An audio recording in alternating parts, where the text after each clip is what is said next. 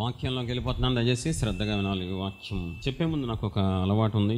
దేవుని కృపను బట్టి గత 10 సంవత్సరాలుగా నేను సేవ చేస్తున్నాను. ఆంధ్రప్రదేశ్, తెలంగాణ, కర్ణాటక 3 రాష్ట్రాల్లో వాక్య పరిచయం చేస్తాను. వాక్యాన్ని మీకు అందించే ముందు దేవుని జనాంగమైన మీకు మోకాళ్ళేసి శిరస్సు వంచి చేతులు దండం పెట్టి వేడుకుంటున్నాను. వాక్యాన్ని శ్రద్ధగా వినండి. మీరు శ్రద్ధగా వాక్యం అంటే లైఫ్ మారిపోద్ది. ఇక్కడే దేవుడు సర్వశక్తి గల దేవుడు.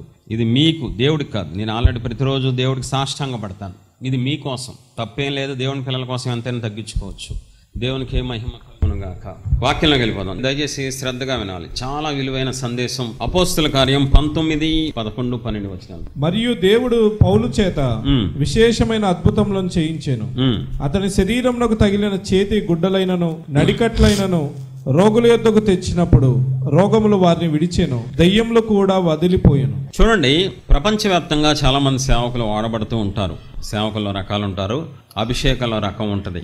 చూడండి, వాడబడే విధానంలో మార్పు ఉంటుంది. హై రేంజ్ అభిషేకం ఉంటుంది, మిడిల్ అభిషేకం ఉంటుంది, చిన్న అభిషేకం ఉంటుంది. అర్థం చేసుకోండి, అందరూ ఒకటే కాదు. వాళ్ళు దేవుడు సమర్పించుకున్న దాన్ని బట్టి, త్యాగాన్ని బట్టి దేవుడు కృప పెంచుతూ ఉంటారు, వాడుతూ ఉంటారు. ఇక్కడ పౌలు వాడబడే విధానం చూస్తే చాలా ఆశ్చర్యంగా ఉంటుందండి. కొంతమంది ఒక దెయ్యాన్ని వెళ్ళగొట్టాలంటే పాస్టర్ శక్తి సరిపోకపోతే 10 మంది విశ్వాసులు తీసుకొని, సపోర్ట్ తీసుకొని చుట్టూ తిరుగుతూ యేసు నామములో పో పో పో, అది నేను పోను పోను పోను అంటది. అది మొండి దెయ్యం. ఒక పట్టాన్ని నిలిచావతాం. దెయ్యాల్లో రకాలు ఉంటాయి. తనకంటే చెడ్డమైన దెయ్యాలను తీసుకొచ్చిందని బైబిల్లో సువార్తల్లో ఉంటుంది.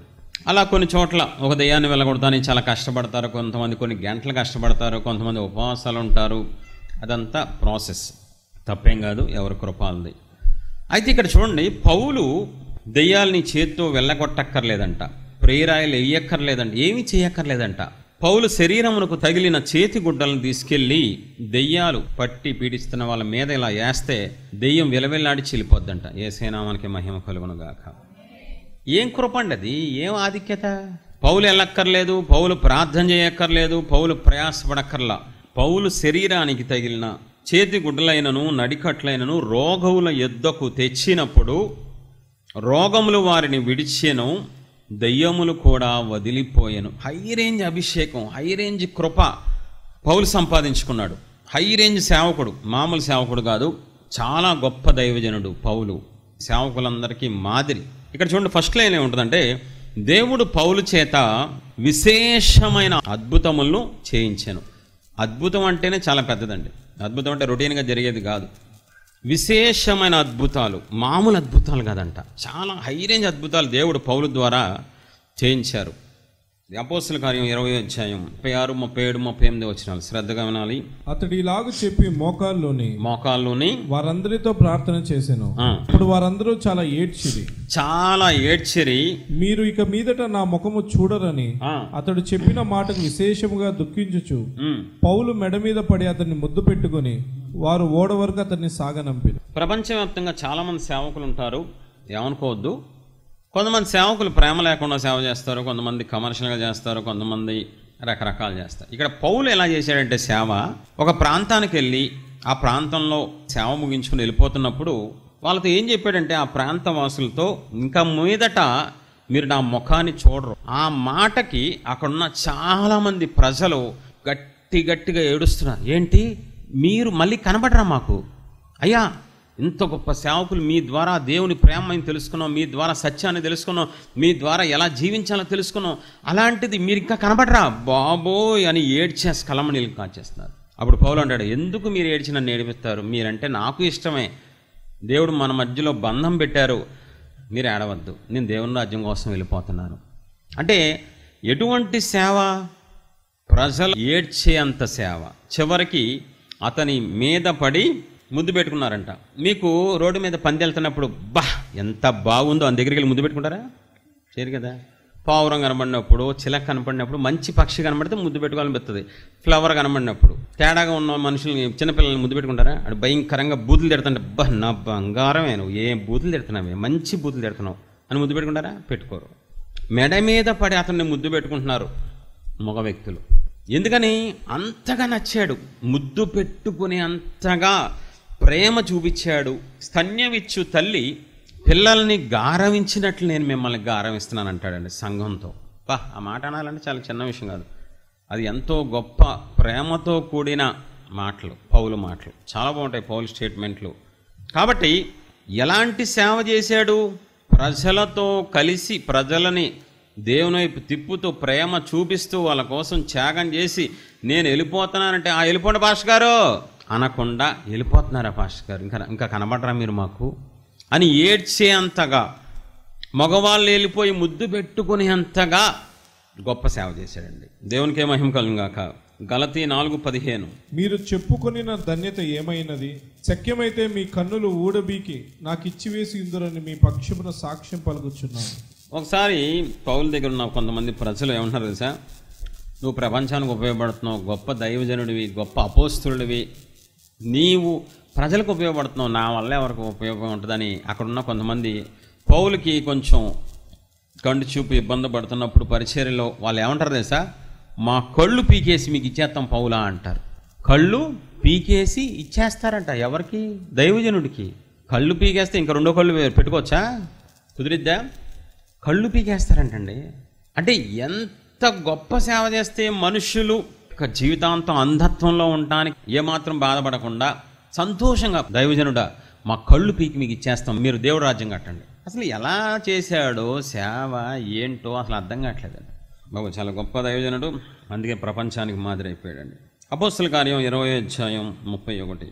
కావున నేను 3 సంవత్సరములు రాత్రింబగళ్ళు కన్నీళ్లు విడుచుచు ప్రతి మనుష్యునికి మానక బుద్ధి చెప్పి తినని మీరు జ్ఞాపకం చేసుకుని మెలకువగా ఉండుడి. ప్రతి మనుష్యునికి మానక బుద్ధి చెప్పి, ఇక్కడ చెడు కాదండి, మంచి ఉద్దేశంతో తప్పు చేసిన వాళ్ళని సరిచేసి దేవుని వైపు తిప్పి కొంతమందిని సేవకులుగా చేసి అందరికీ మేలు చేస్తున్నాడు. 3 సంవత్సరాలు రాత్రింబగళ్ళు కన్నీళ్ళు విడిచాడంట. ఎవరి కోసం? తన కోసమా? తన కుటుంబం కోసమా? తన ఆస్తి కోసమా? కాదు. ఏమీ కాని ప్రజల కోసం, దేవుని తాలూకా వాళ్ళని దేవుడు అప్పగించారని ఆ మంచి ఉద్దేశంతో అందరి కోసం కన్నీళ్లు గారుస్తూ, ప్రభువా ఈరోజు కొంతమంది నేను బుద్ధి చెప్తాను, కొంతమందిని మీ వైపు తిప్పుతాను, నాకు సహాయం చేయమని కన్నీళ్లతో, ఏదో చిన్న ప్రార్థన చేసుకొని వెళ్ళిపోలేదు పరిచర్యకి, కన్నీళ్లతో, అది రోజు అంట, రాత్రింబగల్లో అంట, మానక కన్నీళ్లు విడిచి దేవుడి మీద ఆధారపడి వెళ్ళి ప్రజల్ని బాగు చేశాడంట. ఈ రోజుల్లో చాలా తక్కువ మంది ఉంటారు ప్రజలను బాగు చేసేవాళ్ళు, కానీ పౌలు అదే పనిగా ఒక జయంగా కంకణం కట్టుకున్నట్టు చేశాడంట. చూడండి ఎంత గొప్ప వ్యక్తిత్వం, ఎన్ని గొప్ప వరాలు ఉన్నాయి, ఎంత ఆధిక్యతలు ఉన్నాయి. ఇంకొకటి చూపిస్తాను చూడండి, షాక్ అయిపోతారు. అపోస్తల కార్యం 19:15. అందుకు ఆ దయ్యము, నేను యేసును గుర్తెరుగుదును, పౌలును కూడా ఎరుగుదును, గాని మీరెవరని అడగగా. 12 మంది శిష్యులు ఉన్నారు, పేతురు, యోహాను, యాకోబు, చాలా మంది. వాళ్ళెవ్వరికీ లేని ఆధిక్యత పౌలుకు మాత్రమే ఉన్న ఆధిక్యత ఏంటి తెలుసా?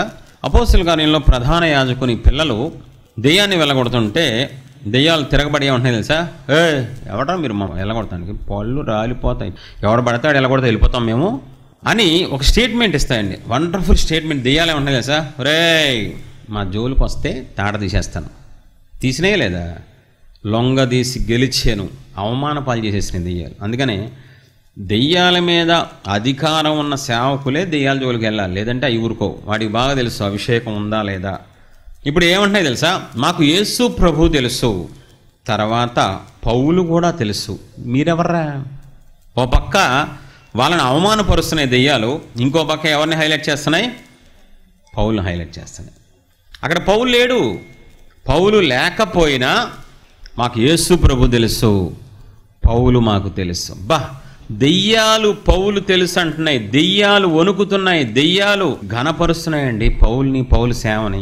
దీన్ని బట్టి మనకి ఏమర్థమైంది? ఇప్పుడు దాకా చెప్పిన వాటిని బట్టి పౌలు గొప్ప వ్యక్తి అని, గొప్ప దైవజనుడని, పౌలుకి చాలా వరాలు ఉన్నాయని, ఆధిక్యతలు ఉన్నాయని, పౌలు ఎంతో ప్రయాసపడ్డాడని, దేవుణ్ణి బహుగా సంతోషపెట్టాడని, మనుషుల్ని బహుగా సంతోషపెట్టాడని, అరుదుగా ఇలాంటి వ్యక్తులు ఉంటారని, మళ్ళీ ఫ్యూచర్లో ఉంటాడో లేదో కూడా చెప్పలేమని దీన్ని బట్టి అర్థమైపోతుంది పౌలుని బట్టి. ఇప్పుడు పౌలు చిన్నప్పటి నుంచి ఇలాగే ఉన్నాడా? పౌలు మొదటి నుంచి ఇలాంటి వ్యక్తిత్వమేనా, ఇలాంటి సేవేనా, ఇలాంటి పరిచర్య అన్నది మనం చాలా జాగ్రత్తగా చూద్దాం ఒకసారి. అపోస్తల కార్యం 9:1-2. సౌలు ఇంకనూ ప్రభు యొక్క శిష్యులను బెదిరించుటయును హత్య చేయుటయును తనకు ప్రాణాధారమైనట్టు ప్రధాన యాజకుని యొద్దకు వెళ్ళి ఈ మార్గమందున్న పురుషులనైనను స్త్రీలనైనను కనుగొనిన ఎడల వారిని బంధించి యెరూషలేమును తీసుకుని వచ్చుటకు దమస్కులోని సమాజంలో వారికి పత్రికలు ఇమ్మని అడిగాను. ఇప్పుడు పౌలు జీవితం చూసాం, వెనక్కి వెళ్తున్నాం ఒకసారి. సౌలు ఇంకను ప్రభు యొక్క శిష్యులను బెదిరించుటయు హత్య చేయుటయు తనకు ఎలా పెట్టుకున్నాడంట? ప్రాణాధారంగా పెట్టుకున్నాడంట.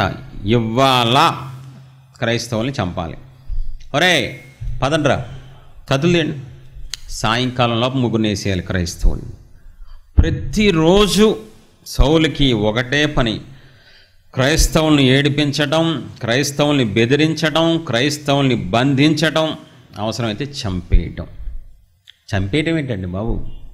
ఆడవాళ్ళని కూడా జాలి లేకుండా, పిల్లలని కూడా జాలి లేకుండా ప్రవర్తించాడండి. మామూలు కఠినాత్ముడు కాదు, మామూలు కషాయోడు కాదు. సౌలుగా ఉన్నప్పుడు మామూలు వ్యక్తి కాదండి, చాలా దారుణమైన వ్యక్తి. ఎంత దారుణమైన వ్యక్తి అంటే 3వ వచనం, అతడు ప్రయాణం చేయుచు దమస్కు దగ్గరికి వచ్చినప్పుడు అకస్మాత్తుగా ఆకాశం నుండి ఒక వెలుగు అతని చుట్టూ ప్రకాశించాడు.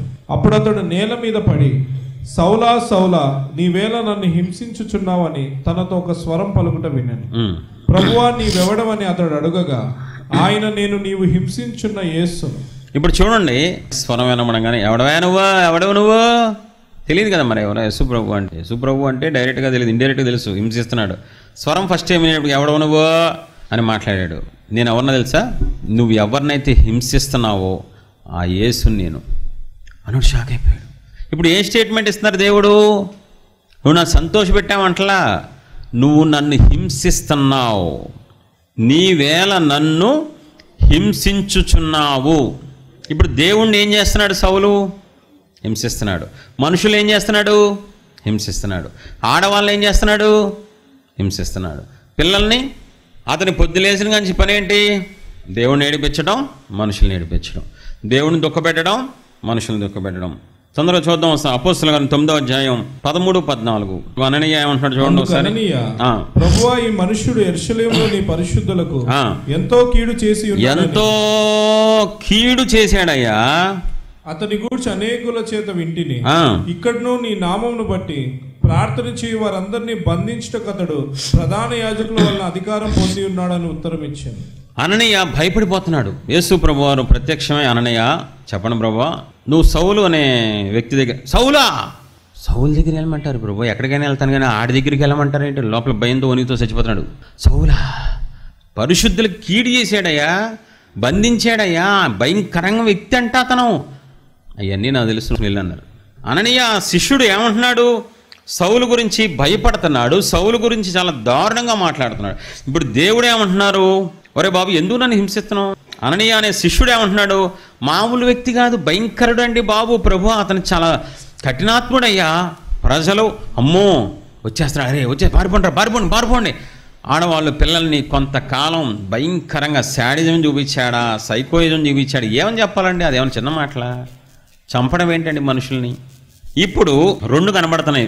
సౌలుగా ఉన్నప్పుడు ఒక జీవితం, పౌలుగా ఉన్నప్పుడు ఒక జీవితం. సౌలు జీవితానికి పౌలు జీవితానికి సంబంధం లేదు, ఇద్దరు వేరు వ్యక్తులా అన్నట్లుగా ఉంది. సౌలు ఎలాంటోడు?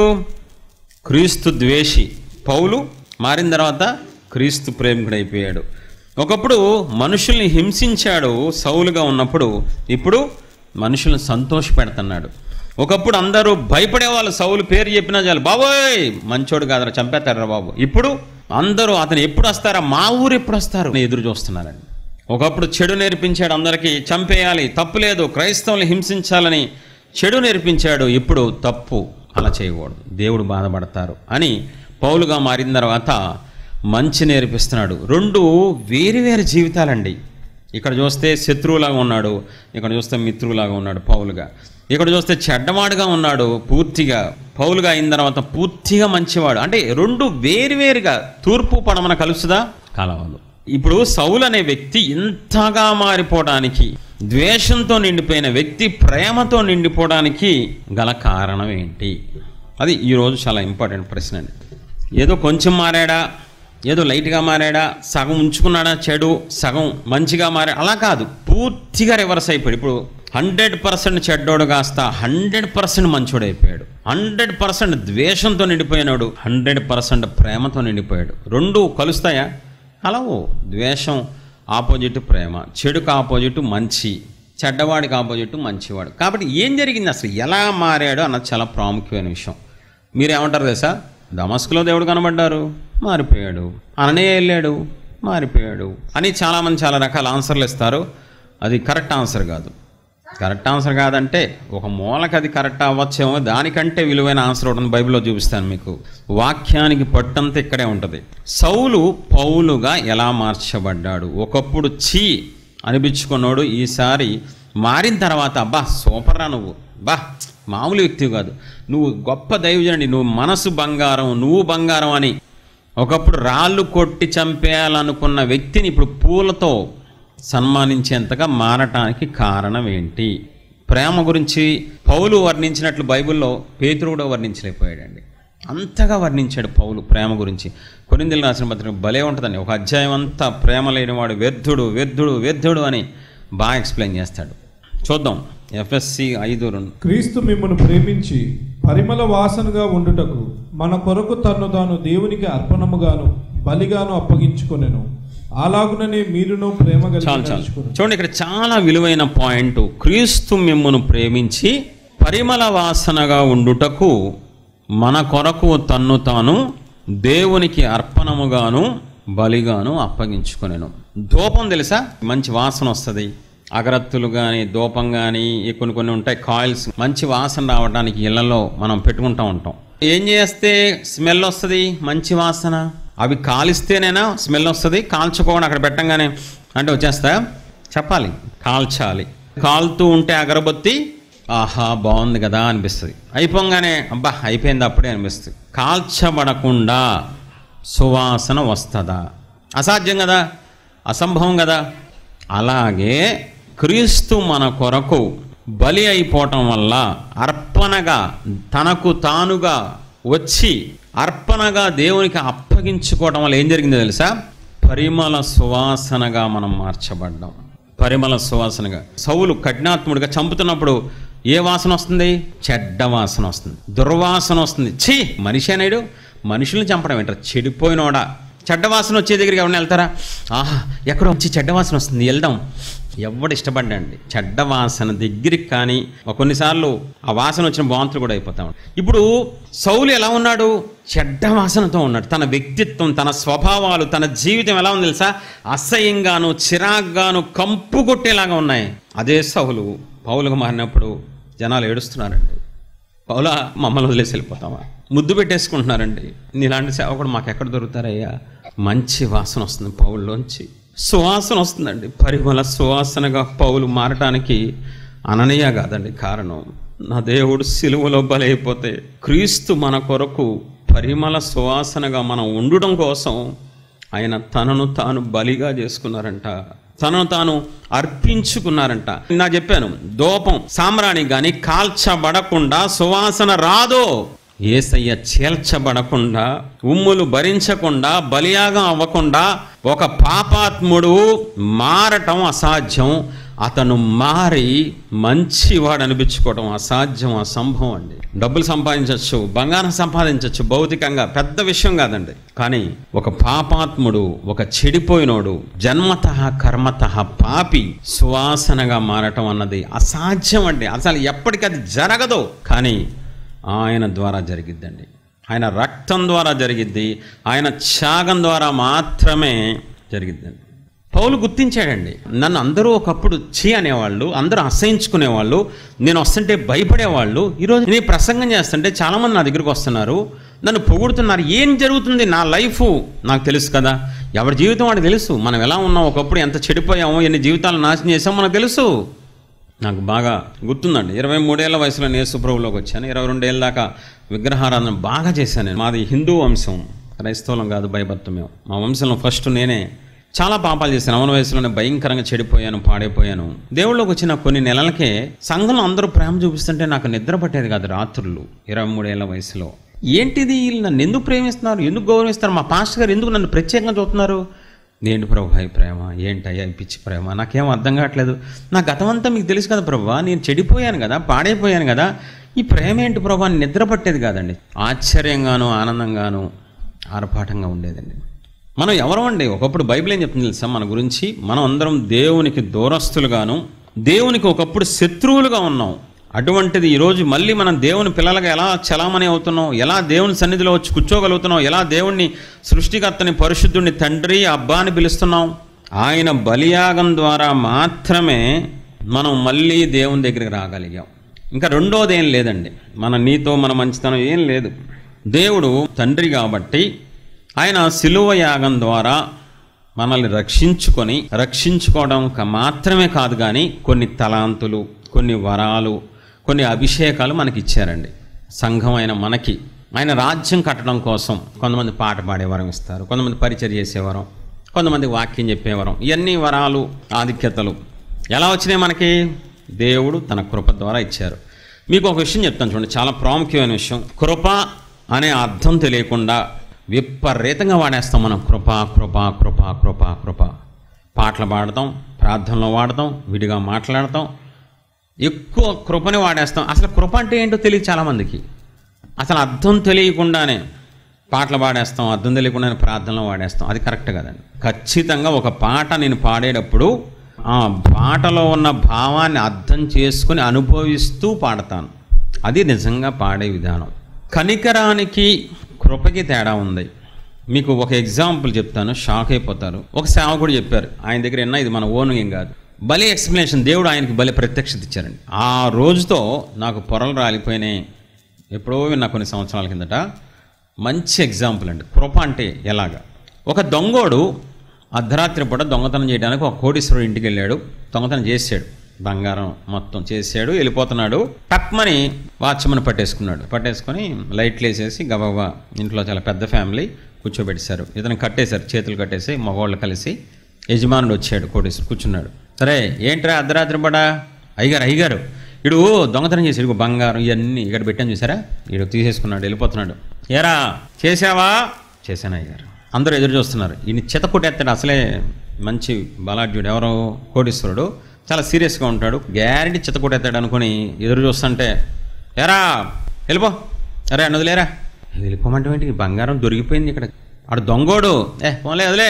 దొంగోడిని తప్పు చేసినందుకు చితక కొడితే న్యాయంగా కొట్టారా? తప్పు చేసినందుకు. తప్పు చేసిన వాడిని కొట్టకుండా క్షమించేస్తే కనికరం అండి. చాలా ఇంపార్టెంట్. 3 చెప్తున్నా మీకు. న్యాయం అంటే ఏంటి, కనికరం అంటే ఏంటి, కృప అంటే ఏంటో చెప్తున్నా. ఈ ఎగ్జాంపుల్ మీకు అర్థమైతే సూపర్గా దేవుడు మహింపరుస్తారు మీరు. దొంగోడు తప్పు చేశాడు, రెడీ అయినట్టు దొరికాడు. యజమానుడు ఏమంటున్నాడు? క్షమించాను బో, ఏమన్నా నేను కొట్టను పో. బాబు ఇదేటయ్య గారు నిజంగా చెప్తున్నారా? కట్టలేపోయినా పోరా, రోడ్డు చివరికి వెళ్ళిపోతున్నాడిని. మళ్ళీ వాచ్మెన్ ఉంటాడు, మరి ఆయన పిలవరా అని చెప్పాడు యజమానుడు. రే ఇట్రారా దొంగ, మా అయ్యగారు పిలుస్తాం. మళ్ళీ పిలిచాను, అమ్మ అయిపోయాను, నేను అయిపోయాను. కోటీశ్వరుడు మనసు మారిపోయిన చిత్త కూడా గ్యారంటీ అని చెప్పి మళ్ళీ భయపడతా వస్తున్నాడు. వస్తే ఇటారా, నీకేమైనా ఆస్తి పాసలు ఉన్నాయా? నాకెందుకు ఉంటాయి అయ్యగారు, దొంగోడిని ఏ రోజు గారు దొంగతనం చేసుకుంటే ఒకసారి పెద్దగా వస్తాను, 4 రోజులు తింటాను. సర్లే ఓ పని చేయి, ఆ 10 లక్షలు తీసుకెళ్ళి. వీళ్ళు ఆశ్చర్యపోతున్నారు అందరూ. అర్ధరాత్రి లేపామనే, నాకు బాగానే ఉంది, 10 లక్షలు తీసుకొని దొంగతనాలు మానేసి హ్యాపీగా ఉంటారా? 10 లక్షలు తీసుకుని ఏడుస్తూ వెళ్ళిపోయాడండి. ఈ దొంగని కొడితే న్యాయం, కొట్టకుండా వదిలేస్తే కనికరం, తప్పు చేసినోడికే వరాలు ఆధిక్యతలు ఇస్తే కృప. మనందరూ చెడిపోయిన వాళ్ళం అండి. మన స్వభావాలు చెడిపోయినాయి. నిత్య నరకానికి మనం సిద్ధమైపోయాం.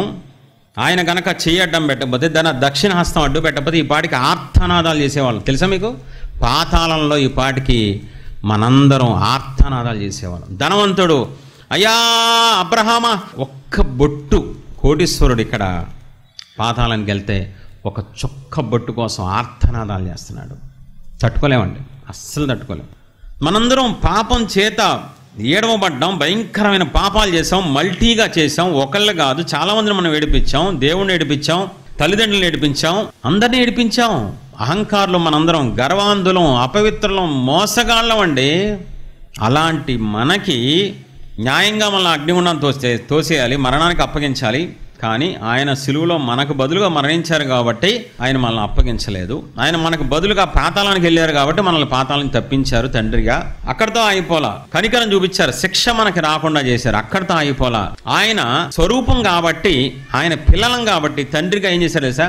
అరే క్షమించాను కానీ ఇంకో ఆరాధన చేసే వరం ఇస్తున్నా తీసుకోరా, పాటలు పాడే వరం ఇస్తున్నా తీసుకో, పరిచర్య చేసే వరం ఇస్తున్నా తీసుకో, దెయ్యాలను వెళ్ళగొట్టే వరం ఇస్తున్నా తీసుకో. చూడండి ఎంత క్లారిటీగా దేవుడు స్పష్టంగా రాయించారు తెలుసా? ఒరే, వరాలు కాదు, కృపావరాలు. మీ కష్టంతో సంబంధం లేదు, మీరు మరణానికి పాత్రులు.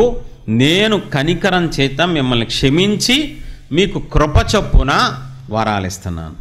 ఉందా కృపావరాలని? కృపచేత మనం రక్షించబడ్డాం, కృపచేత పరిచర్యలో మనం వాడబడుతున్నాం.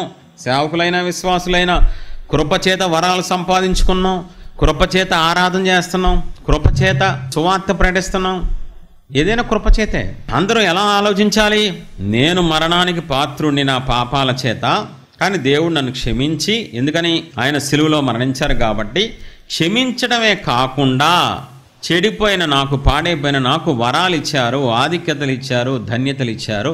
ఇవి కృప ద్వారా ఇచ్చారు. ఈ కృపకి మూలం ఏంటి? క్రీస్తు బలియాగం. కాబట్టి కృప గురించి తెలియకుండా పాటలు పాడొద్దు, కృప గురించి తెలియకుండా ప్రార్థనలో వాడద్దు. అందుకనే పౌలు తిమోతికి రాసిన పత్రికలో ఏమంటున్నాడు? పూర్వము నేను హింసకుణ్ణి, దోషకుణ్ణి, అటువంటి నన్ను. ఎలాంటి వాడిని? ఎందుకు ఇది మెన్షన్ చేస్తున్నాడు? బైబిల్ ఎందుకు రాయించారు?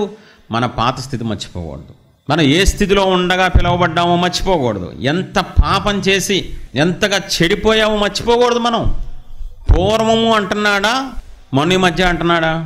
పూర్వం అంటే ఎప్పుడు? 3 నెలల కిందట. నేను పూర్వము ఎవరిని? హింసకుణ్ణి, దోషకుణ్ణి అని ఒకటి చెప్తున్నాడా, 3 చెప్తున్నాడా? అయ్యాను బిరుదులా చెప్పుకుంటానికి చెడ్డవి, కానీ అవి చెప్పుకుంటూ ఏమంటున్నాడు? అటువంటి నన్ను దేవుడు తన పరిచర్య కోసం పిలిచి నన్ను వాడుకుంటున్నారు.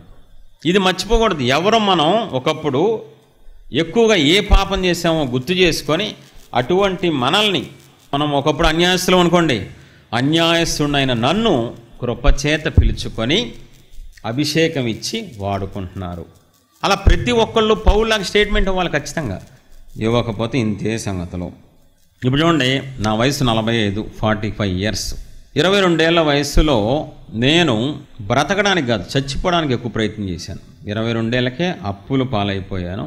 20 ఏళ్ళకే చెడ్డ స్నేహాలు, వ్యసనాలకు అలవాటు పడిపోయాను. పూర్తిగా భ్రష్టత్వంలోకి వెళ్ళిపోయాను. 22 ఏళ్ళకి ఇంకా చచ్చిపోదాం, వేస్ట్ హే, అప్పులు పెరిగిపోయినాయి, సమస్య పెరిగిపోయింది, మానసిక క్షోభ పెరిగిపోయింది. ఒక సంవత్సరంలో ఒక 20-30 సార్లు అటెంప్ట్ చేశానండి సూసైడ్ కోసం. ఒకసారి కాదు. విజయవాడ బందరకాల్లో దూకి చచ్చిపోదాం, విజయవాడ కృష్ణా బ్యారేజ్ మీద నుంచి దూకి చచ్చిపోదాం, దగ్గరికి కూడా వెళ్ళాను. ఊరి వేసుకుని చచ్చిపోదాం. ఆల్రెడీ ఒకసారి వేసుకున్నాను ఊరి, పీట కూడా తన్నేశాను. అప్పుడు నా వయసు 22. మా చెల్లి గబగబా వచ్చి కాళ్ళు పైగా ఎత్తింది కాబట్టి బ్రతికి బయటపడ్డాను. లేదా హాఫ్ మినిట్లో అయిపోయింది, పాతాళానికి వెళ్ళిపోయాడు గ్యారంటీ. 20-30 సార్లు అటెంప్ట్ చేశానండి, చచ్చిపోలేదు. అప్పుడు నేను విగ్రహారాధికుడిని, అన్యుణ్ణి. ఆ తర్వాత సంవత్సరంలో దేవుళ్ళకి వచ్చాను, దేవుని కృపను బట్టి. ఆ తర్వాత బైబిల్ చదువుతుంటే యేసు ప్రభు చదువుతున్నప్పుడు ఒక వచనం నన్ను కదిలించింది. మార్కు 15:44. పిలాతు ఆయన ఇంతలోనే చనిపోయినా అని ఆశ్చర్యపడి ఒక శతాధిపతిని తన యొద్దకు పిలిపించి ఆయన ఇంతలోనే చనిపోయినా అని అతన్ని అడిగింది. చూడండి, ఇక్కడ మాట 2 సార్లు వాడుతున్నాడు. పిలాతు దగ్గరికి వచ్చింది, యేసు ప్రభు వారు చనిపోయారు అని తెలియ. ఇంతలో చనిపోయారా? పిలాతు ఆశ్చర్యంగా అడుగుతున్నాడు సైనికుణ్ణి, ఇంతలో చనిపోయాడా? మొన్న మధ్య ఆయన గురించి, నాకు యేసు ప్రభు గురించి చక్కగా ఉన్నారు కదా, మంచి వయసులో ఉన్నారు కదా. ఏమంటే యేసు ప్రభు వారు చనిపోవడానికి రోగం ఉందా, శాపం ఉందా, యాక్సిడెంట్ అయిందా? సహజంగా మానవులు చచ్చిపోవడానికి సూసైడ్ కానీ, యాక్సిడెంట్ కానీ, రోగం కానీ ఏదో ఒకటి ఉంటుంది, అవునా? యేసు ప్రభు వారు ఏముందని చనిపోయారు? ఏమి లేదు ఆయనకి. ఇంతలో చనిపోయారా అంటే అర్థం ఏంటో తెలుసా? ఎంత మర్మం ఉందో తెలుసా దాంట్లో? మనం మధ్యలో చనిపోవాలి. నేను మరి 22 ఏళ్ళకి సూసైడ్కి అటెంప్ట్ చేశాను, నేను 20 సార్లు అటెంప్ట్ చేశాను. ఎందుకు చచ్చిపోలా? నాకు బదులుగా ఆయన చనిపోయారు కాబట్టి నేను చనిపోవాల్సిన అవసరం లేదు. మీకు బదులుగా ఆయన చనిపోయారు, అందుకే మీరు చాలాసార్లు సూసైడ్ అటెంప్ట్ చేశారు. యాక్సిడెంట్ త్రుటిలో తప్పిపోయింది, మిమ్మల్ని మీ ఇంట్లో వాళ్ళు కొట్టినప్పుడు చావు బదులు దాకా వెళ్ళిపోయారు. మీకు మరణకరమైన రోగం వచ్చినప్పుడు డాక్టర్లు చేతులు ఎత్తేశారు, చెప్పేసుకోండి అందరికీ అన్నారు. మరి ఇంకా ఎందుకు సజీవ లెక్కలో ఉన్నారు? మీకు బదులుగా ఆయన చనిపోయారు కాబట్టి మీరు బ్రతికున్నారు. నాకు బదులుగా ఆయన చనిపోయారు కాబట్టి నేను బ్రతుకున్నాను. అది బైబిల్లో చూసిన తర్వాత అదే సంగతి. అందుకేనే మరణపు దగ్గర దాకా నేను చచ్చిపోకుండా వెనక్కి వచ్చాను. నాకు బదులు ఆయన చనిపోయారా? తప్పు చేసింది నేను, పాపం చేసింది నేను. ఆయనలో పాపం లేదు, శాపం లేదు, రోగం లేదు. ఆయన అప్పటి నుంచి, ఇది దాదాపు 15 ఏళ్ల కిందట వాక్యం నన్ను పట్టుకుంది. అప్పటి నుంచి ప్రతిరోజు నా మనసు ఆ ప్రార్థన ఏమని చెప్పింది తెలుసా? నేను జీవించే ప్రతి సెకను, ప్రతి క్షణం, ప్రతి గంట, ప్రతిరోజు, ప్రతి వారం నా దేవుడు ఇచ్చిన ఆయుష్. ఆయన అర్ధాయుష్లో చనిపోయి నాకు పూర్తి ఆయుష్ ఇచ్చారు. సామాన్యంగా అమ్మమ్మలు, తాతయ్యలు అంటూ ఉంటారు, నా ఆయుష్ కూడా పోసుకొని నువ్వు బతుకున్నా, రేపో మాపో టాపా కట్టింది. ఇంకేముంటుంది ఆవిడ దగ్గర ఆయుష్? ఆవిడ చెప్పడం, అమ్మమ్మ నా కోసం చచ్చిపోద్దంట, చచ్చిపోమను ఈవిడ. ఎందుకని? ఈవిడికి ఆవిడ పడదు కాబట్టి. వినటానికి బాగుంటుంది, కానీ ఆయన మాటలతో కాదు, క్రియలతో చూపించేశారు. నువ్వంటే నాకు ఇష్టం, నువ్వంటే నాకు ప్రేమ, నువ్వంటే పిచ్చి, నీవు నాకంటే నువ్వే ఇష్టం నాకు అని మన తండ్రి ప్రేమని క్రియలతో చూపించి ఇంతలో చనిపోయారా? మనం అలా చనిపోవాలి. మనకు బదులుగా ఆయన చనిపోయారు కాబట్టి ఈ ఆయుష్ ఎవరిది? ఆయనది. మనం బ్రతికే ఆయుష్ అంతా ఆయన ఆయుష్ పోసుకున్నాం కాబట్టి ఆయన సంతోషపెట్టాలి. నేను ఈరోజు వైట్ కాలర్, వైట్ డ్రెస్ వేసుకుని సూపర్ హడావిడి చేస్తాను కదా, పరమ నీచుండండి నేను. నా పాపాన్ని ఒప్పుకుంటా దేవుని ఎదుట, మీ ఎదుట. 22 ఏళ్ల వయసులో నేను సూసైడ్కి అటెంప్ట్ చేశాను. అదే టైంలో మా నాన్నగారు కూడా 2 సార్లు సూసైడ్కి అటెంప్ట్ చేశారు. ఫస్ట్ టైం ఫెయిల్ అయింది, రెండోసారి చచ్చిపోయారు, బురేసుకుని చచ్చిపోయారు. ఫ్యామిలీ మొత్తం చచ్చిపోదామని చాలాసార్లు ప్రయత్నం చేశాం. మా నాన్నగారు, మా అమ్మ, నేను, మా చెల్లి, నలుగురం. మేము చిన్న కుటుంబం, నలుగురు చచ్చిపోదామని మేము చాలాసార్లు రియల్గా గంగానదిలోకి వెళ్ళి చచ్చిపోదాం. మా నాన్నగారు రైల్వే ఎంప్లాయ్, ట్రై చేసాం, ఫెయిల్ అయింది. ఊరేసుకుని చచ్చిపోదామని రాత్రి 2ంటికి మొదలు పెట్టేవాళ్ళం, సూసైడ్ చేసుకున్నాం. అప్పులు తట్టుకోలేక ఫ్యామిలీ చచ్చిపోవాలని. విషయం ఏంటో తెలుసా? మా నాన్నగారు చచ్చిపోయారు. మా నాన్నగారికి చావడం కారణమే నేను. నాలాంటోడు కుక్క సాగు చచ్చిపోవాలి, నాలాంటోడు బతకూడదండి. చాలా దరిద్రుని నేను. 20 ఏళ్ల వయసులోనే పాపానికి అలవాటు పడిపోయి చెడ్డ స్నేహాలు చేసేసి అప్పులు చేసేసాను. అది పెరిగి పెద్దదైపోయింది. అందుకే నేను చచ్చిపోదామని 20 సార్లు. నా బతుకు, ఇంట్లో వాళ్ళు నా వాళ్ళు చచ్చిపోవడం ఏంటే, నాది ఓ బతికేనా అని చాలాసార్లు ట్రై చేశాను. యేసు ప్రభు వారికి నాతో పని ఉంది కాబట్టి బతికించారు. మా నాన్న చనిపోయారండి. ఇప్పుడు మా అమ్మ పసుపు కుంకాలు తీసింది నేనే. మా అమ్మ పసుపు కుంకాలు తుడి చేసిన దరిద్రుడిని. అలాంటి వాడు బతకూడదండి. చాలా దారుణమైన జీవితం నాది. మా అమ్మని అందరూ అనేవాళ్ళు, నీ కొడుకు లాంటి ఎవడు పుట్టకూడదు. 22 ఏళ్ల వయసులో మా నాన్న చనిపోయిన తర్వాత ఒక్కొక్కరు చూపులు ఎంత దారుణంగా ఉండేవో. మా చుట్టాలు, బంధువులు నాతో మాట్లాడటానికి ఎవరు ఇష్టపడేవాళ్ళు. నా పాపం అలాంటిది. నా జీవితం అంత వరస్ట్ గల జీవితం కాబట్టి ఎవడో మాట్లాడడు. నేను అప్పుడు ఇంకా దేవుళ్ళకి రాలేదు. మా మావయ్య పంతులు గారు కార్యక్రమం చేస్తున్నప్పుడు ఒక క్లాత్ ఏదో వేయాలంట ఆచారం ప్రకారం. నన్ను ముట్టుకోవడానికి ఇష్టం లేదు ఆయనకి, మా మావయ్యకి. ఇలా ఇసిరాడండి. ఇప్పటికీ నాకు గుర్తుంది. అది 23 ఏళ్ల కిందట సన్నివేశం. నా మనసును గుచ్చుకున్న సందర్భం. ఎవరు తప్పేం కాదు. మా అత్తయ్య అయితే మా నాన్న శవం ఎదురుగుండానే మా అత్తయ్య గట్టిగా ఏడుస్తూ చెప్పేసింది, అన్నయ్య నీ కొడుకే చంపేశాడు అన్నయ్య నిన్ను, నీ కొడుకే నాకు అన్నయ్యం లేకుండా చేశాడు, అందరి ముందు అరిచేసిందండి. తప్పులేదండి, తప్పు చేశాను కాబట్టి పడాలి, ఎన్నైనా పడాలి. నేనేం చెప్పదలుచుకున్నా తెలుసా?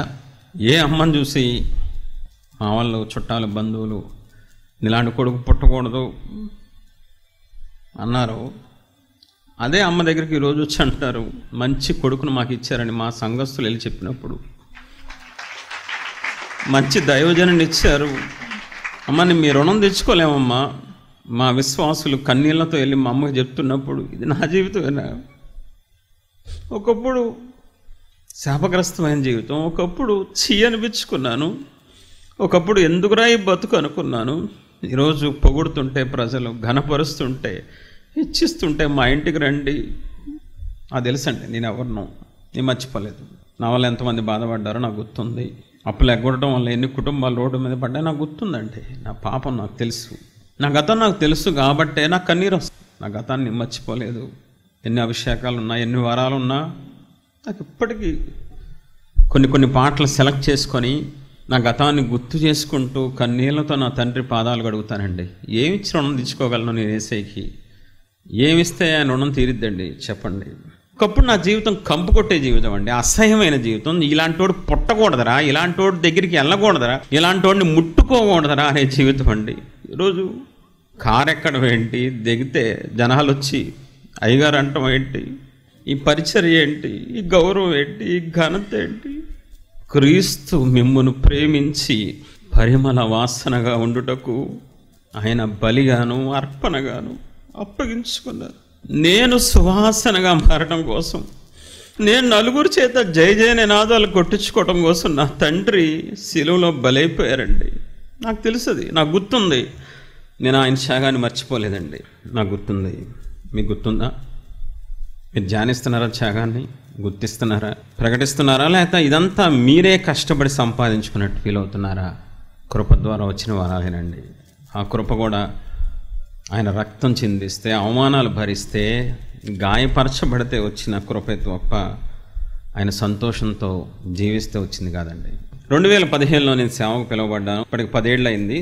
15లో ఇంకా సేవ కొద్ది నెలలో స్టార్ట్ చేస్తాను. నాకు ముందు క్రాఫ్ట్ చేయించుకోవడానికి వెళ్తుంటే దేవుడు స్వరం లోపల నుంచి మాట్లాడుతున్నారు. నువ్వు ఈ రోజు నుంచి రంగు వేసుకోవద్దు నా కుమారుడా అన్నారు. రంగు వేసుకోవద్దా? మళ్ళీ ఒకసారి ప్రార్థన చేసుకున్నా. ఈ రోజు నుంచి నువ్వు హెయిర్ డై వాడద్దు అన్నారు.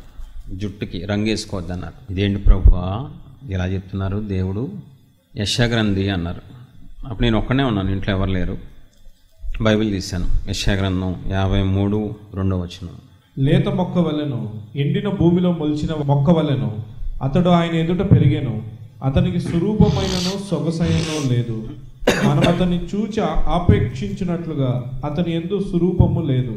సొగసైనను స్వరూపమైనను లేకుండా యేసు ప్రభువారు మారిపోయారు సిలువలో. ఆ వచనం చూపించి కళ్ళం నీళ్ళు ఇలా కారిపోతున్నాయి. ఏంటిది వచనం ఏంటి? చదువుతుంటే కళ్ళం నీళ్ళు కారిపోతున్నాయి. రియల్గా జరిగిన అనుభవం అండి. అప్పుడు లోపల నుంచి చెప్తున్నారు, ఆ వచనానికి అర్థం చెప్తున్నారు ఆయన. నేను నిన్ను రక్షించుకోవడం కోసం నా అందాన్ని పోగొట్టుకున్నా. నువ్వెందుకు నాన్న లేని అందాన్ని తెచ్చుకుంటున్నావు? నువ్వెందుకు రంగులు వేసుకుంటున్నావు తలకి? ఉన్నదున్నట్టు వచ్చిందా వైట్ హెయిర్? వదిలే, ఎవరేమంటారు అనుకోని. ఆయన స్పష్టంగా చెప్పారు 10 ఏళ్ళ కిందట, నేను నీ కోసం అందాన్ని వదిలేసుకున్నా. నీ కోసం సొగసైనను స్వరూపమైన లేకుండా రక్తం చెమటగా మారినప్పుడు, ఆయన మొహం వికారంగా అయిపోయినప్పుడు ఎవరు ఆయన గుర్తుపట్టలేదు. ఎవరైనా యేసు, హే మొన్నటిదాకా అంత అందంగా ఉన్నారు, అంత తేజస్సున్న ఆయన ఈరోజు ఏంటి అలా మొహం అంతా అలా అయిపోయింది? సొగసైనను స్వరూపమైన లేకుండా మారిపోయారు. ఆయన స్పష్టంగా చెప్పారు, నీ కోసం నేను అందాన్ని పోగొట్టుకున్నాను, నిన్ను రక్షించుకోవడం కోసం. నువ్వు ఈ రోజు నుంచి నా కోసం రంగు మానేవన్నారు. ఆ మాట చెప్పి ఓ మాట అన్నారు, త్యాగపూరితమైన మనసు నీకు రావాలి నా కుమారుడా అన్నారండి. ఆ రోజు ఎమ్మడే మానేసి చర్చిలోకి వెళ్ళా. ఇంకా సేవ స్టార్ట్ అవ్వాలి. చర్చిలో వాళ్ళు తెలుసా భలే ఐడియాలు ఇస్తారండి, ఉచిత సలహాలు. సాతాన్ ఏజెంట్లు కదా. రంగు మానేసి ఏంటి రంగు? 35 ఏళ్ళకి ముసలోళ్ళలాగా ఉన్నావు. ఎస్కా ముసలోళ్ళు వేసుకుంటున్నారు. ఎక్కడ? చర్చిలో. మంచి మంచి సలహాలు కదా. ఒక ఐడియా జీవితాన్ని సర్వాన్ని నాశనం చేసేసింది అంతే. యూట్యూబ్లో ఎంతమంది పెద్ద పెద్ద సేవకులే రంగు వేసుకొని చక్కగా విగ్గు పెట్టుకొని చెప్తున్నారు. నీకేం వచ్చిందిరా 35 ఏళ్ళకి కుర్రకంక?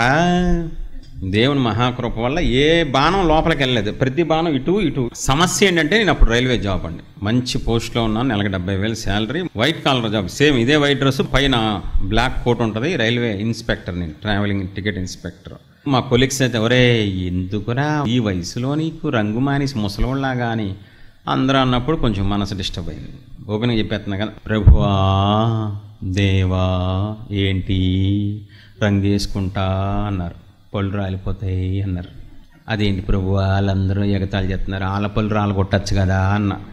వాళ్ళతో నాకు పని లేదురా, నువ్వు నా సేవకుడు కాబట్టి నీకు త్యాగపూరితమైన మనసు రావాలి. ముందే చెప్పాను కదా ఆ రోజు, స్పష్టంగా చెప్పాను. నోర్మే చెప్పి ఒక వచనం ద్వారా బలపరిచారు. నాగటి మీద చెయ్యేసిన వాడు మళ్ళీ వెనక్కి తిరిగి చూశాడా, నా ఆత్మకి అతని యందు ఆనందం ఉండదని కొన్ని మాటల ద్వారా బలపడి ఆ రోజుని మళ్ళీ లైఫ్లో 10 ఏళ్ళ నుంచి ఒక్కసారి కూడా నేను రంగు వేయలేదు. మధ్యలో డిస్టర్బ్ అయ్యాను తప్ప వేయలేదండి, మొత్తం మీద వేయలేదు.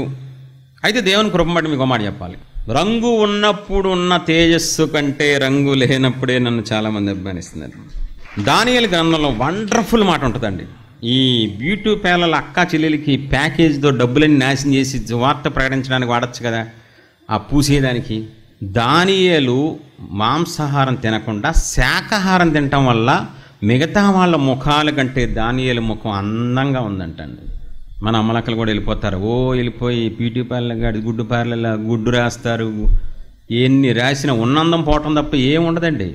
నిన్ను చూడంగానే ఇంక అంతే, దెయ్యాన్ని చూడలేదన్న వాళ్ళకి అంతకుముందు నా బాధ అంతా పోద్ది. ఎందుకంటే నువ్వే దెయ్యంలా తయారవుతావు, రెడీ అవుతావు కదా.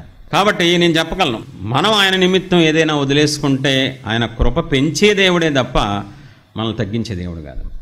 ఇప్పుడు నేను చెప్తాను చూడండి, నా తండ్రి త్యాగం చేశారు, నేను ఆయన కోసం త్యాగపూరితమైన జీవితం మొదలుపెట్టా.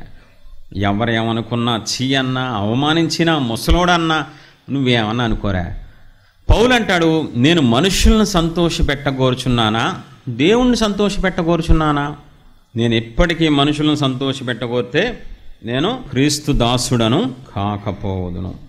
ఎవరైతే యేసయ్య త్యాగాన్ని ధ్యానిస్తారో వాళ్ళు కూడా త్యాగపూరితమైన మనసు వస్తాయని గ్యారంటీ చెప్పగలను. ధ్యానించాలి, కన్నీళ్లతో ధ్యానించాలి, కోణాలలో ధ్యానించాలి, ఎక్కువ కాలం ధ్యానించాలి. గుడ్ ఫ్రైడే నాడు ఆ పాటల పుస్తకం తీసి, అరే మధ్యలో ఒక పాట ఉంటుందిరా, సిలువలో సాగింది యాత్ర, అది అంటే గుడ్ ఫ్రైడేకే అది సెట్ అవుద్దా? మిగతా 365 రోజులు పాడుకోకూడదు ఆ పాట? ఆయన ఆయుష్ మనం 365 రోజులు అనుభవిస్తున్నామా? ఓన్లీ గుడ్ ఫ్రైడే ఈస్టర్ రోజు అనుభవిస్తున్నామా? ఈ రోజులో కొంతమంది సంఘాలు అన్నీ అని చెప్పను కానీ గుడ్ ఫ్రైడే రోజు గుర్తు చేసుకోవడం, ఆ రోజు మాత్రమే సిలువ త్యాగాన్ని ధ్యానించడం, ప్రకటించడం ఎంత అన్యాయం అండి. అది చాలా దారుణమైన విషయం, అది కరెక్ట్ కాదు. ఇక్కడ మా విశ్వాసులు ఉన్నారు, మా వాలంటీర్స్ ఉన్నారు. నేను చెప్పగలను దైవజనుడిగా బైబిల్ తీసుకొని దేవుని సన్నిధిలో 10 సంవత్సరాలు కంప్లీట్ అయిన సేవలో ఇప్పటి వరకు నాకు తెలిసి, నాకు గుర్తుండి నేను ఏది ఆశించకుండా సేవ చేశానండి. మమ్మల్ని అన్నయ్య అక్క అని పిలుస్తారు కానీ పాస్టర్ గారు పాస్టమ్ గారు అనరు. అన్నయ్య హెడ్ క్వార్టర్స్కి వస్తున్నాం కదా, మీకు ఇష్టమైంది చెప్పండి తీసుకొస్తా అనగానే వెంటనే నాకు యేసై అంటే ఇష్టం తీసుకురమ్మా అన్న. ఇలాగే చెప్పి నిజంగా అన్నానండి, మీకు ఇష్టమైంది చెప్పండి తీసుకొస్తా అంటే నాకు యేసై అంటే ఇష్టం అమ్మ, ఇంకా అంతకుమించి నాకు ఎవరు ఇష్టం ఉండదమ్మా, ఏ బంగారం మీద నాకు లేదు. ఒకప్పుడు బంగారం వేసుకున్నాను, ఇప్పుడు అదేం లేదు. బంగారం గంగారం అంతా జాంతనే, అంత నా దేవుడే నా బంగారం, నా దేవుడే నా ఆస్తి, నా దేవుడే నా సర్వస్వం. ఎవరైతే యేసు ప్రభువారి త్యాగాన్ని ధ్యానిస్తారో, ప్రకటిస్తారో, అణువణువున రక్తంలోకి వెళ్ళిపోద్దో వాళ్ళకి వాళ్ళ సేవ ఎలా ఉంటుందో తెలుసా, వాళ్ళ జీవితం ఎలా ఉంటుందో తెలుసా? ఏది ఆశించరు. యేసు ప్రభువారిలాగా. యేసు ప్రభువారు నేను ఆశించారా? ప్రాణం పెట్టిన దగ్గర ఆశించారా? రక్తం కాచి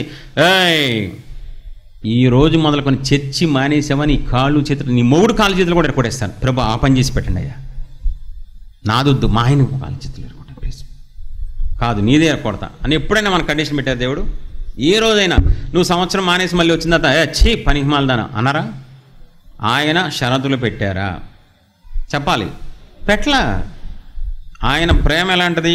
నువ్వు బాగుండాలి, నువ్వు రక్షించబడాలి, నువ్వు పరలోకం రావాలి, అంతే తప్ప ఆయన నీ దగ్గర నుంచి ఏది ఆశించలేదు. ఆయన సేవకులు కూడా ఎవరైతే ఆయన త్యాగాన్ని ధ్యానిస్తారో, పౌలు ఏదైనా ఆశించాడా? సమూయేలు ఏదైనా ఆశించాడా? సమూయేలు సంఘంతో ఛాలెంజ్ చేసి అంటున్నాడు, నేను మీలో ఎప్పుడైనా ఎక్కడైనా ఏదైనా ఆశించానా?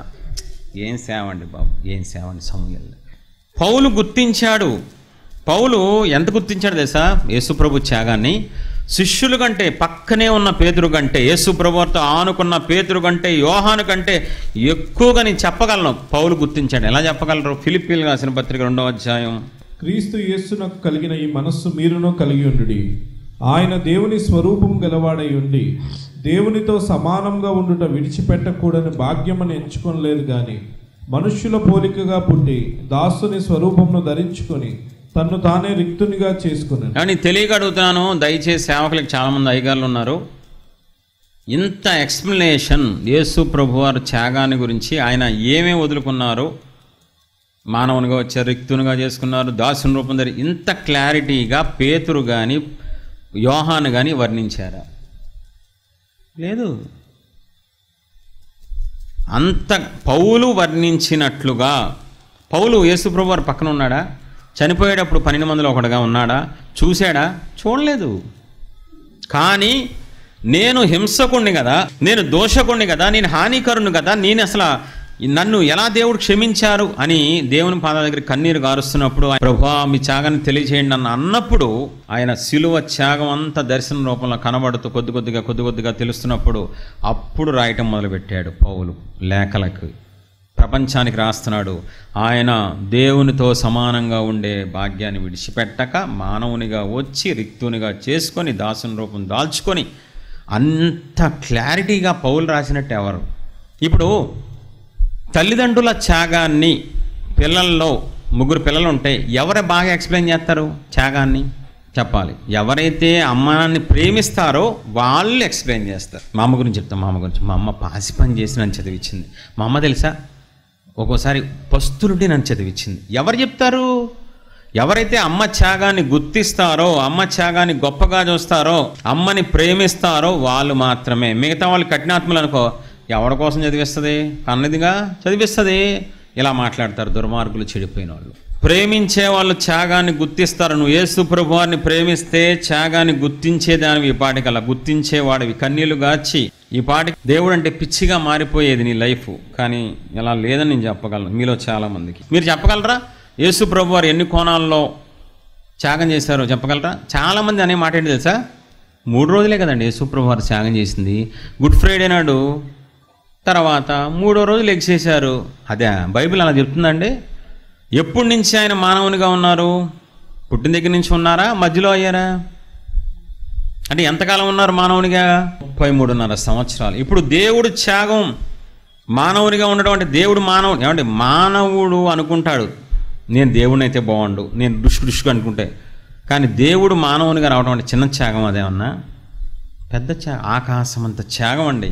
33.5 సంవత్సరాల త్యాగాన్ని మనోళ్ళు 3 రోజులుగా కుదించేశారు. అది ఒక కోణంలో చేశారా? కాదు కాదు కాదు కాదు, చాలా కోణాల్లో చేశారు. యేసుప్రభు మానవునిగా వచ్చారు, అదొక త్యాగం. రిక్తునిగా చేసుకున్నారు, అదొక త్యాగం.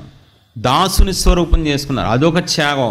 అవమానాలు భరించారు, అదొకటి. నిందలు భరించారు, శ్రమలు భరించారు, కాలినడకతో నడిచారు. సృష్టికర్త. ఇవన్నీ త్యాగంలో కోణాలే కాదంటారా? చెప్పాలి. మీకు అప్లై చేస్తాను చూడండి ఒకసారి.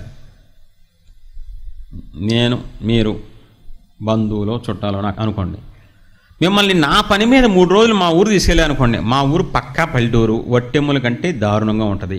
బురద, మజ్జిగన్నం, అక్కడ ఏమీ లేదు. మీరు నా కోసం మంచి పొజిషన్లో ఉన్నారు. మీరు నా కోసం నా పని మీద 3 రోజులు తీసుకెళ్ళినప్పుడు 3 రోజుల్లో ఒక రోజు పస్తుంచాను, ఒక రోజు మీకు నా వల్ల మా రోడ్లోకి రావటం వల్ల ముళ్ళు గుచ్చుకుంది అనుకోండి. కొంతకాలం తర్వాత నేను వేరే వాళ్ళకి చెప్తున్నప్పుడు మా అక్క నా కోసం 3 రోజులు చాలా శ్రమ పడింది అని 2 పాయింట్లు చెప్పి మిగతా 3 పాయింట్లు చెప్పబోదే 2 ఏంట్రా? ఒకరు పస్తున్నానా, కాల్లో ముళ్ళు గుచ్చుకుందా, 3వ రోజు నడుచుకుంటూ వెళ్ళామా, అన్ని పాయింట్లు వస్తాయి రావా? మరి మనమే చిన్న త్యాగం చేస్తే ఇన్ని కోణాల్లో చేసామని చెప్పుకుంటాం. మరి ఆయన అన్ని కోణాల్లో చేసినప్పుడు మరి ఆయన ఎదురు చూడరా? నా పిల్లలు నా త్యాగాన్ని గుర్తించాలి. నా పిల్లలు ఎవరి కోసమైతే నేను రక్తం కార్చానో, ఎవరి కోసం అయితే నేను బలైపోయానో వాళ్ళు నన్ను గుర్తించాలి, నా త్యాగాన్ని గుర్తించాలి, నాకు చెప్పాలి థ్యాంక్స్ అని ఆయన మనసు ఆశించదా? ఖచ్చితంగా ఆశిస్తుంది. తల్లిదండ్రులు పిల్లల దగ్గర నుంచి నా పిల్లలు నా త్యాగాన్ని గుర్తించాలని కోరుకుంటారు కదండి తల్లిదండ్రులు. అలాగే ఆయన కూడా కోరుకుంటారు. యేసయ్య నాకు ఓ రోజు ప్రార్థన చేసినప్పుడు ఒక మాట చెప్పారు, చాలా పవర్ఫుల్ మాట అండి. షాక్ అయిపోయాను. నా కుమారుడా అన్నారు. చెప్పండి ప్రభువా అన్న. సీరియస్గా దేవుడే చెప్పారండి ఈ మాట. ఎవరైతే నా త్యాగాన్ని రోజు ధ్యానిస్తారో, హృదయ లోతులో ధ్యానిస్తారో, కన్నీళ్లతో భారంగా యథార్థంగా ధ్యానిస్తారో వాళ్ళని బట్టి కొంతకాలానికి వాళ్ళకి కానీ వాళ్ళ చుట్టుపక్కల ఎక్కడా కరువు అనేది లేకుండా చేస్తా అన్నారు. కరువు అనేది లేకుండా చేస్తాను. దేవుడిచ్చిన వాగ్దానం. ఆయన త్యాగానికి మనం పెద్దపీట వేస్తే, ఆయన త్యాగాన్ని బట్టి కన్నీళ్లు గారిస్తే, ఆయన త్యాగాన్ని బట్టి కృతజ్ఞత స్తుతులు చెల్లిస్తే ఆయన హృదయం ఉప్పొంగిపోద్ది. ఆయన మాట ఇచ్చిన ఏంటో తెలుసా? నీకే కాదు, నీ చుట్టుపక్కలకే కాదు, నీ చుట్టుపక్కల కొంత ఏరియా వరకు కరువు అనేది లేకుండా సమృద్ధిని పరలోకం నుంచి కుమ్మరించేస్తానన్నారు ఆయన. మరి ఈ రోజుల్లో 10 రూపాయలకి క్రైస్తవులు అడుక్కుంటున్నారండి, పస్తుంటున్నారండి క్రైస్తవులు. ఎవరైనా మన తండ్రి ఎవరో? శ్రీమంతుడు. మన తండ్రి ఎవరో? సృష్టికర్త, ప్రపంచాన్ని పోషించే దేవుడు. ఈరోజు ఎలా ఉన్నారు క్రైస్తవులు? అప్పులతో, రోగాలతో, తిండి లేక, మానసికంగా ఎందుకు సమృద్ధి ఎందుకు లేదు? మన చెయ్యి ఎలాంటి చెయ్యిగా ఉండాలి? అప్పిచ్చే చెయ్యిగా ఉండాలి. 10 మందిని పోషించే చెయ్యిగా ఉండాలి. 10 మందికి పెట్టే చెయ్యిలాగా ఉండాలి. క్రైస్తవులు చెయ్యి, దేవుని పిల్లలు చెయ్యి ఎలా ఉండాలి? ఎంతమందికి ఉంది? ఎందుకని? ఆయన త్యాగాన్ని గుర్తించట్లేదు. ఎప్పుడో మర్చిపోయారు. ఎప్పుడో 2000 సంవత్సరాల కింద చేసిన భాష గారు ఇప్పుడేంటే ఎప్పుడో 2000 సంవత్సరాల కింద చేశారా? అంత చీప్ అయిపోయారు యేసుప్రభు వారు. ఆయన త్యాగం అంతగా మాసిపోయిందా? తప్పండి, అన్యాయం అండి అది. నిన్నే గనక నువ్వు పిల్లల కంటే తెలుస్తా బాధ. నువ్వు గనక నువ్వు తల్లివైతే ఎప్పుడో కన్నావులే అమ్మా, 20 ఏళ్ళ కింద ఓ సాగు కొడుతున్నావు, ఏడుస్తావు కూర్చొని, మూలకెళ్ళి తలకై బాదుకుంటావు. 9 మాసాలు మోసి పెంచి పెద్ద చేస్తే ఈరోజు నా కొడుకు కన్నావులే, మోసేవాలే 9 నెలల్లో చచ్చిపోవాలి వేస్తండి. నువ్వు చచ్చిపోవాలనిపిస్తే చచ్చిపోతావు, ఆయన చచ్చిపోలేరుగా. రోజు చచ్చిపోతారు, రోజు మానసికంగా ఆయన కృంగి చచ్చిపోతూ ఉంటారండి. మన మాటలు బట్టి, మన ప్రవర్తన బట్టి, మన క్రియలు బట్టి. దయచేసి ఒక్కసారి ఆలోచించండి. మీరు త్యాగానికి ప్రాధాన్యత ఇస్తున్నారా? త్యాగాన్ని గుర్తిస్తున్నారా? ఎన్ని కోణాల్లో త్యాగం చేశారో మీకు తెలుసా? పాటలు అలాంటివి సెలెక్ట్ చేసుకుంటున్నారా? అటువంటి పాటలు కన్నీళ్ళతో, ఏది నాకు వద్దు ప్రభా, ఏదో పాట పాడితే ఆశీర్వాదం కోసం కాదయ్యా, ఇంకా మీకు దగ్గర అవ్వాలని, ఇంకా ఈ త్యాగాన్ని ధ్యానిస్తూ మీ మనసు గెలుచుకోవాలని అనేవాళ్ళు ఎక్కడున్నారండి ఈ రోజుల్లో? ఎంతసేపు ఆశీర్వాదం ఆశీర్వాదం ఆశీర్వాదం ఆశీర్వాదం, నేను వస్తే ఆశీర్వాదం, కూర్చుంటే ఆశీర్వాదం, పాట పాడితే ఆశీర్వాదం, కానికిస్తే ఆశీర్వాదం, ఇదే ఏం ఆశీర్వాదం అండి బాబు? యెహోవా తమకు దేవుడుగా గల జనులు. ఇంకా అంతగా దేవుడే మనకు తండ్రి అయిపోతే, సృష్టికర్తే మనకి దేవుడుగా తండ్రిగా ఉంటే ఇంకా ధన్యత ఇంకేం కావాలి? మన మనస్సు ఏం కోరుకుంటుందో అదే ప్రార్థన చేస్తామండి. మన మనస్సు ఏం కోరుకుంటుందో అదే ఆలోచిస్తాం. దేవుని కృపను బట్టి నేను విశ్వాసిగా ఉన్నప్పుడే త్యాగంలో కోణాలు ఒక పుస్తకం రాయడానికి దేవుడు కృప చూపించారు. ఒక పాట, సిలువ త్యాగానికి సంబంధించి పాట రాసే కృప ఇచ్చారు. సేవకుడు అయిన తర్వాత మా సంఘానికి ఎక్కువ నేను నేర్పించింది తెలుసా? యేసు ప్రభు వారి త్యాగం 60 కోణాల్లో రాసి సంఘానికి ఎక్స్ప్లెయిన్ చేశానండి. 60 కోణాల్లో. దేవునికే మహిమ కలుగును గాక, దేవుని పాదాలకే మహిమ కలుగును గాక. పౌలు త్యాగాన్ని గుర్తించాడు కాబట్టి ఏం చేశాడో చూసి మనం త్వరగా 10 నిమిషాల్లో ముగించుకుందాం. పౌలు త్యాగాన్ని, యేసుప్రభు వారి త్యాగాన్ని గుర్తించి కొన్ని పనులు చేశాడు.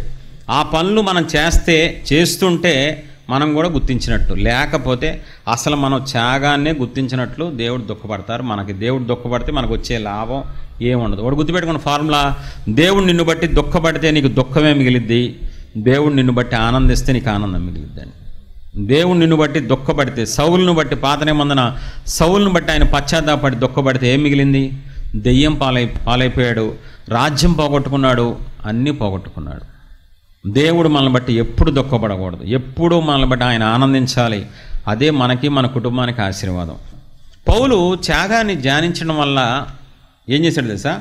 నశించిన దాన్ని వెతక రక్షించుటకు మనుష్య కుమారుడు వచ్చాను. ఇప్పుడు పౌలు ధ్యానిస్తున్నాడు, అసలు యేసు ప్రభు వారు ఎందుకు వచ్చారు, ఎందుకు సిలువెక్కారు, నన్ను ఎందుకు రక్షించారు, నేను ఏం చేస్తే ఆయనకు ఆనందం, నేను ఏం చేస్తే ఆయన ఆనందిస్తారు చూసి, ఓహో నశించిన దాన్ని వెతక రక్షించి. ఇప్పుడు ఏం నశించిపోతుందని యేసుప్రభు వారు వచ్చారు? మన శరీరం నశించిపోతుందనా? కాదు, మన ఆత్మ నశించిపోతుందని వచ్చారు.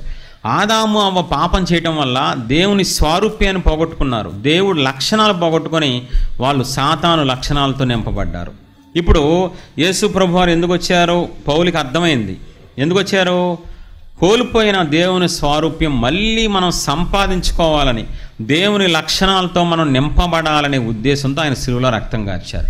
అది గ్రహించిన పౌలు ఏం చేస్తున్నాడు తెలుసా? రోజు రోజుకి మార్పు చెంది దేవుని మీద ఆధారపడి ఏ రేంజ్కి వెళ్ళిపోయాడు తెలుసా? ఒకప్పుడు హంతకుడుగా ఉన్నవాడు, ద్వేషిగా ఉన్నవాడు, భయంకరమైన వ్యక్తి క్రీస్తు స్వారూప్యంలోకి వెళ్ళిపోయాడండి పౌలు. క్రీస్తు మనసు వచ్చేసింది, క్రీస్తు స్వారూప్యం వచ్చేసింది. దేవుడు ఏదైతే ఆశించారో, ఏ ఉద్దేశంతో సిలువెక్కారో అది పౌలు నెరవేర్చేసాడండి. ఆ మాట, నేను క్రీస్తుని పోలి నడుచుకున్న ప్రకారం మీరు నన్ను పోలి నడుచుకోండి అని స్టేట్మెంట్ ఇచ్చేసాడండి బాబు. అది ఎవరు ఇవ్వలేకపోయారు, ఏ దైవజనుడు. ఎందుకని? యేసు ప్రభువారి త్యాగాన్ని పౌలులాగా ఎవరు ధ్యానించలేదు, పౌలులాగా ఎవరు ప్రకటించలేదు. అణువణువున రక్తంలోకి వెళ్ళిపోయింది త్యాగం. అది ఎలా మార్చేసింది తెలుసా? ఆయన స్వారూప్యంలోకి. ఇంకో గొప్ప విషయం తెలుసా దైవజనుడు పౌల్లో? ఆయన మారటమే కాదు, మీ తర్వాత చదువుకోండి, గలతీ 4:19 ఉంటుంది. గలతీ 4:19, నా పిల్లలారా క్రీస్తు స్వారూప్యం మీ అందు ఏర్పడు వరకు మీ విషయమే నాకు మరలా ప్రసవ వేదన కలుగుచున్నది. ఈ వచనం మరి ధ్యానించారో పట్టుకున్నారో నాకు తెలియదు, కానీ ఇది నేను చదివినప్పుడల్లా నేను వండర్ అయిపోతాను. ఇప్పుడు క్రీస్తు స్వారూప్యం పౌలుకు వచ్చేసింది. పౌలుకి ఎలా అయిపోయాడు? పౌలు నడుస్తుంటే యేసు ప్రభు వారిలాగా నడుస్తున్నాడు. పౌలు ప్రేమ చూస్తే అచ్చం యేసు ప్రభు ప్రేమలారా అని అందరూ మెచ్చుకునే మారిపోయాడు. ఇప్పుడు ఇక్కడితో ఆగిపోలా. ఈయన క్రీస్తు స్వారూప్యం సంపాదించుకొని సంఘం అయినా తన ఆత్మీయ పిల్లలు కూడా వాళ్ళ కోసం ప్రసవ వేదన, అది మగవాళ్ళకి అర్థం కాదు, చావు బతుకుల దాకా వెళ్ళిపోతారు ఒక బిడ్డను కనేటప్పుడు. ఎదుట వ్యక్తులు క్రీస్తు స్వారూప్యంలోకి మారటం కోసం ఇతను ఏం చేసేవాడంటే పౌలు ప్రసవ వేదన పడేవాడు. అలాంటి సేవకులు ఈరోజు లేకున్నారండి. ఈయన మారటమే కాకుండా ప్రజలు కూడా క్రీస్తు స్వారూప్యంలోకి మారాలి అని కోరుకున్నారంట. ఎంత గొప్ప దైవజనుడండి. అందరూ క్రీస్తు స్వారూప్యంలోకి. వాడు గుర్తుపెట్టుకోండి ప్రియ దేవుని పిల్లరా, సంఘమైన మీకు ప్రేమతో హెచ్చరిస్తున్నారు. రేపు పరలోకం మీరు వెళ్ళాలంటే ఆయన స్వారూప్యం సంపాదించుకుంటేనే పరలోక గేటు తెరవబడిద్దండి. మీలో ద్వేషం ఉంచుకొని, కోపం ఉంచుకొని, అసూయ, చెడ్డ స్వభావాలు ఇరక్కొట్టకుండా, ఆయన లక్షణాలు ప్రేమ, సమాధానం, సంతోషం, ఆత్మ ఫలంతో మీరు నింపబడకుండా చచ్చిపోతే ఆయన రాకడొచ్చినా మీ పోకడ జరిగినా వెంటనే నరకం గేటు తెరవబడింది. ఖచ్చితంగా మనందరం పౌలులాగా క్రీస్తు స్వారూప్యంలోకి వెళ్ళాలి. వెళ్తేనే పరలోకం. ఇక్కడ కొన్ని రోజులు దేవుడు వాడుకుంటారు, కృప చూపిస్తారు, తర్వాత నరకం దూసేస్తారు, గ్యారెంటీ అగ్నిగుండం దూసేస్తారు. కాబట్టి పౌల్లో ఒకప్పుడున్న ద్వేషం లేదు, పోయింది. పూర్తిగా ద్వేషాన్ని ఎరక్కొట్టుకున్నాడు దేవుడి పాదాల దగ్గర, సిలువ వేయబడ్డాడు, ప్రేమతో నింపబడ్డాడు. ఎంత ప్రేమ తెలుసా? అర్ధరాత్రి పూట చెరసాల నాయకుడు ఎవరైతే తిట్టాడో కొట్టాడో ఆ నాయకుడికి ఇంటికి వెళ్ళి బాప్తిసం ఇస్తాడండి. ఏ టైంలో? అర్ధరాత్రి పూట. గాయాలతో ఉన్నాడు, దెబ్బలతో ఉన్నాడు, అవన్నీ కాదు, ప్రేమతో నిండిపోయిన పౌలు ఈ టైంలోనే ఇతని రక్షణ వాళ్ళ కుటుంబం అంతా బాప్తిసం ఇవ్వాలని ప్రేమతో పరిచయం చేశాడు. మాసిదోనియా సంఘం ఒక దేశస్థుడు దర్శనంలో కనబడి, అయ్యా మాకు సహాయం చేయ కొంచెం అనగా వెళ్ళిపోయాడండి. పదండ్రా మాసిదోనియా. ఎప్పుడూ ప్రేమతోనే సేవ చేశాడు, ప్రేమతోనే దేవుని రాజ్యం కట్టాడు, ప్రేమతో మనుషుల హృదయాన్ని గెలుచుకున్నాడు, ప్రేమతో దేవుని సంతోషపెట్టాడు, మనుషులను సంతోషపెట్టాడండి. దేవుని పిల్లలు, నేను అడుగుతున్నాను సంఘమైన మిమ్మల్ని, క్రీస్తు స్వరూపంలోకి వచ్చారా? అసలు ఆ లక్షణాలు కావాలని ఎప్పుడైనా అడిగారా? ప్రభువా మీ ప్రేమతో నన్ను నింపండి, నేను ఎవరిని ద్వేషించకూడదు అని ఏ రోజైనా ఉపవాసం ఉన్నారా? ఆలోచించండి. ఆత్మఫలంలో ఫస్ట్ది ఏంటండి? ప్రేమ. లోక ప్రేమ కాదు, దేవుని ప్రేమతో మనం నింపబడాలి. దయచేసి అర్థం చేసుకోండి. ప్రేమ లేనివాడు వ్యర్థుడండి, వ్యర్థుడు. ప్రేమ లేకపోతే మనం ఏం చేయలేం. ప్రేమ లేకుండా ఎదురుల కోసం ఆలోచించలేం. ప్రేమ లేకపోతే దేవుని రాజ్యం కట్టలేం, సువార్త ప్రకటించలేం, ఆత్మల భారం ఉండదు, ఏం ఉండదండి. కాబట్టి పౌలుకి అర్థమైంది, యేసు ప్రభువారి త్యాగాన్ని ధ్యానించినప్పుడు ఆయన ఎందుకు వచ్చారో తెలుసుకొని దాని ప్రకారం స్వారూప్యంలో గెలిపాడు. రెండోది, యేసు ప్రభువారి త్యాగాన్ని గుర్తించాడు కాబట్టి పౌలు ఎవరు పొగిడినా ఎవరు హెచ్చించినా తీసుకోలేదండి. ఏం చేస్తున్నాడు పౌలు? అందరూ వచ్చి దేవతలు మీరు గొప్పోళ్ళు అనగా, రే మీకు దండం పెడతా అని వస్త్రాలు ఇలా చింపేసుకున్నాడంట. బైబిల్ మొత్తం మీద కొత్త నిబంధనలో వస్త్రాలు చింపుకున్న దైవజనుడు ఎవడన్నా ఉన్నాడంటే ఈయన ఒక్కడే అండి. ఎందుకు?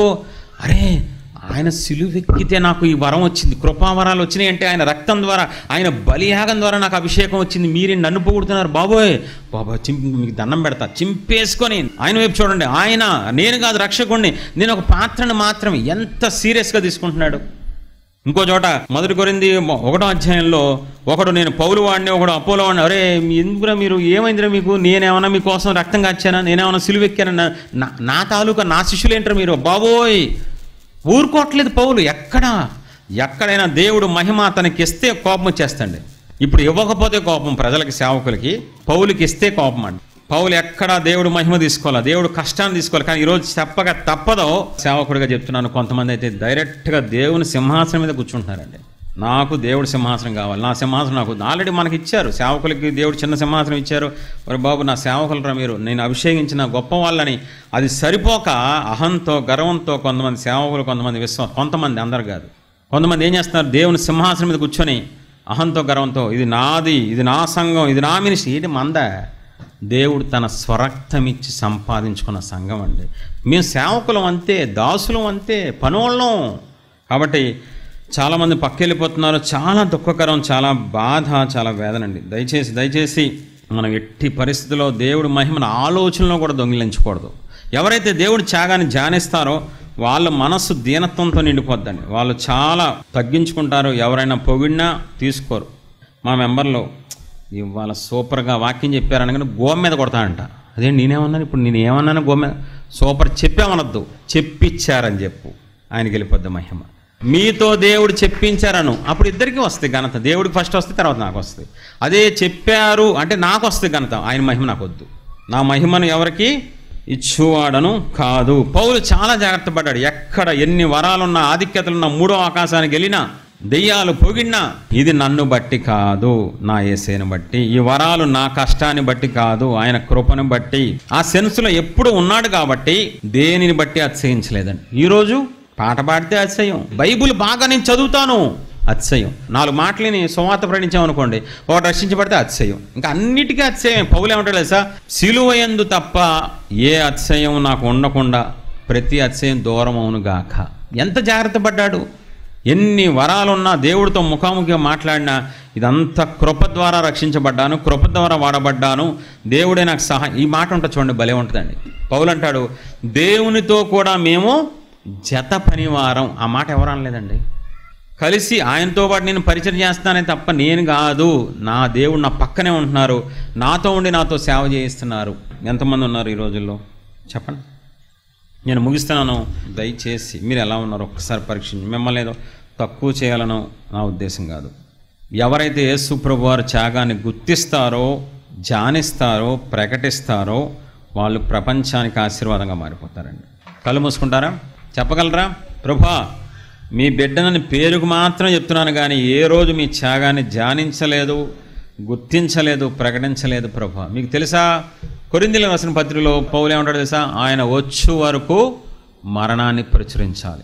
మరి ఎంతమంది ప్రచురిస్తున్నారు ఈ రోజుల్లో? ఎంతమంది చెప్తున్నారు యేసు ప్రభు త్యాగాన్ని, నీకోసం నా కోసం చనిపోయారు, నువ్వు చనిపోక్కర్లేదని అన్యుల దగ్గరికి, అయ్యో మీరు బాధపడద్దు, దేవుడు మీకోసం చనిపోయారు. ఎంతమంది ఉన్నారు ఈ రోజుల్లో క్రీస్తు త్యాగాన్ని చెప్పేవాళ్ళు, క్రీస్తు శిలువ యాగాన్ని ప్రకటించేవాళ్ళు. అందుకే క్రైస్తవ్యం రోజు రోజుకి డౌన్ అయిపోతుంది. ఆయన త్యాగాన్ని మరుగు చేశారు, ఆయన త్యాగాన్ని గుర్తించట్లేదు, ఆయన త్యాగాన్ని పట్టించుకోవట్లేదు. ఎవరో నన్ను క్షమించండి అయ్యా, ఇన్ని సంవత్సరాల్లో ఏ రోజు మీ త్యాగాన్ని గుర్తించలేదు ప్రభువా, మీ త్యాగాన్ని ఏనాడు ధ్యానించలేదు ప్రభువా.